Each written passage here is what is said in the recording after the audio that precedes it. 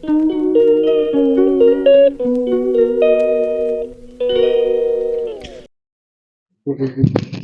বন্ধুরা, প্রথমেই সবাই আমার প্রণাম, প্রীতি ও শুভেচ্ছা নেবেন। আশা করি সবাই ভালো আছেন। আজকে আরেকটা নতুন গল্প নিয়ে আপনাদের সামনে আসলাম। যদি ভালো লেগে থাকে তাহলে প্লিজ আমার চ্যানেলটা সাবস্ক্রাইব করবেন, লাইক করবেন আর অন্যকে দেখার সুযোগ করে দেবেন, মানে চ্যানেলটা শেয়ার করে দেবেন। রাধে রাধে। আজকে শুভ রাধা অষ্টমী। আমার ঘরেতে আজকে রাধা অষ্টমী পালন করা হচ্ছে। সেটা দর্শন করতে করতেই আমরা একটা গল্প আস্বাদন করব। তাহলে চলুন। রাধে রাধে। নিধুবন। এই নিধুবনে প্রতিদিন রাত্রিবেলা আমরা সবাই জানি ভগবান শ্রীকৃষ্ণ শ্রীমতী রাধারানী সহ সবাইকে নিয়ে এই নিধুবনে রাসনৃত্য করতে আসতেন। একদিন নিধুবনে যখন রাসনৃত্য করছিলেন তখন হয়তো শ্রীমতী রাধারানীর চরণের একটা নূপুর পড়ে গিয়েছিল সেই নিধুবনে। পরদিন যখন আমাদের প্রভু কৃষ্ণনন্দ দাসজি ঝাড় দিচ্ছিলেন বা পরিষ্কার পরিচ্ছন্ন করছিলেন এই নিধুবন, সেই নিধুবনে একটা নূপুর পেয়েছিলেন। সেই নূপুরখানি পেয়ে তিনি আশ্চর্য হয়ে গেলেন। এই নূপুরখানি কোনো মনুষ্য জাতির নয়, নিশ্চয়ই আমাদের শ্রীমতী রাধারানীর নূপুর হবে। তিনি এই নূপুরখানি হাতে নিয়ে এক দৃষ্টিতে তাকিয়ে আছেন। এদিকে শ্রীমতী রাধারানী বাড়িতে যখন গিয়েছেন, ললিতা সখীর নজরে পড়ল শ্রীমতী রাধারানীর চরণে একটা নূপুর নেই। তখন শ্রীমতী রাধারানীকে ললিতা সখী বললেন, হে সখী, তোমার চরণের একটা নূপুর কোথায় গেল? তখন শ্রীমতী রাধারানী আশ্চর্য হয়ে বলেন, হ্যাঁ তাই তো, নিশ্চয়ই নিধুবনে পড়ে রয়েছে। তুমি এক্ষুনি যাও, গিয়ে আমার নূপুরখানি নিয়ে এসো। সঙ্গে সঙ্গে ললিতা সখী সেই নিধুবনে আসলেন। এসে দেখলেন আমাদের প্রভু কৃষ্ণনন্দ দাসজি এই নূপুরখানি হাতে নিয়ে দাঁড়িয়ে আছেন। তখন তিনি বললেন, আপনি আমাকে নূপুরখানি দিয়ে দিন, এই নূপুরখানি আমার। তখন কৃষ্ণনন্দ দাসজি বললেন, না, এটা তোমার কিছুতেই হতে পারে না, এটা কোনো মনুষ্য জাতির নয়। কেননা যখনই আমি প্রথম এই নূপুরখানি দর্শন করেছি তখনই আমার মনে হয়েছে শ্রীমতী রাধারানীর কথা। আমার মনে হচ্ছে এই নূপুরখানি আমাদের শ্রীমতী রাধারানীর, কাজেই এই নূপুরখানি কোনো মনুষ্য জাতির হতে পারে না। আমি কিছুতেই তোমার হাতে আমি এই নূপুরখানি দেব না। তখন ললিতা সখী বললেন, না না, কালকে আমি বেড়াতে এসেছিলাম এই নিধুবনে, তখন আমার পা থেকে এই নূপুরখানি পড়ে গিয়েছিল। আজকে আমি নিতে এসেছি, দয়া করে আপনি আমার নূপুরখানি দিয়ে দিন।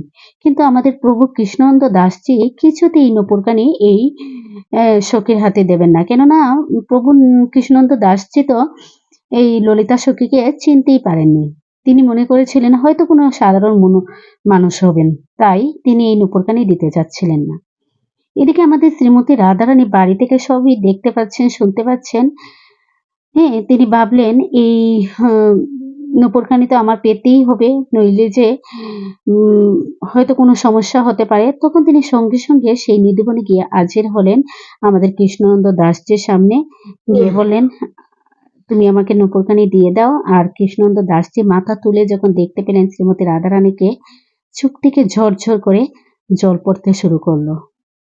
হ্যাঁ, তখন প্রসন্ন হয়ে আমাদের প্রভু কৃষ্ণনন্দ দাসজি নিজ হস্তে আমাদের শ্রীমতী রাধারানীর চরণে নূপুরখানি পরিয়ে দিলেন।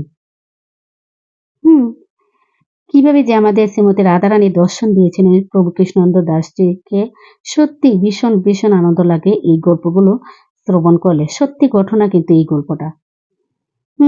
আজকে তো রাধা অষ্টমী আগেই বললাম, সেই জন্য আমি শ্রীমতী রাধারানীর জন্য একটা মালা গাচ্ছি। দেখতে পাচ্ছেন স্টার ফ্লাওয়ার, যেটাকে আমরা তারা ফুল বলে জানি সবাই। এই তারা ফুলের পাতা দিয়ে প্রথম মালাটা গেঁথে নিয়েছে। এখন চন্দন দিয়ে আমরা সেই মালাতে রাধে রাধে লিখছি। দেখতে পাচ্ছেন, খুব খুব সুন্দর। আর আমার খুব, মানে কি বলবো, ভীষণ প্রিয় এই মালাখানি। শ্রীমতী রাধারানীর জন্য আমি গাচ্ছি। কেমন লেগেছে বলবেন আপনারা কমেন্ট বক্সে। একদিন শ্রীকৃষ্ণ বলছিলেন, শ্রীমতী রাধারানীর যখন রেগে যান তখন আমার তার সৌন্দর্য দেখতে আরো বেশি ভালো লাগে। শ্রীকৃষ্ণ নিজেই শ্রীমতী রাধারানীর প্রতি তার আকর্ষণের কথা বর্ণনা করে বলেছিলেন, যখন আমি শ্রীমতী রাধারানীর সৌন্দর্য আস্বাদন করার জন্য কোনো হাস্য পরিহাস করি, তখন শ্রীমতী রাধারানী সেই কৌতুকপূর্ণ বাক্য অত্যন্ত মনোযোগের সঙ্গে শুনে, কিন্তু তার শরীরের অঙ্গভঙ্গি ও তাকে এবং সে আমাকে অবহেলা করে। তার সেই অবহেলা আমাকে অত্যন্ত আনন্দ দান করে, কেননা সে তখন এত সুন্দর হয়ে উঠে যে আমার আনন্দ তখন শতগুণে মানে দ্বিগুণ হয়ে ওঠে। আমাকে এতই আনন্দ প্রদান করে, সত্যি আমি ভীষণ আনন্দিত হই শ্রীমতী রাধারানীর যখন রাগাঙ্কিত মুখখানি দেখি। শ্রীমতী রাধারানী তো সত্যি ভীষণ ভীষণ সুন্দর, তাই না?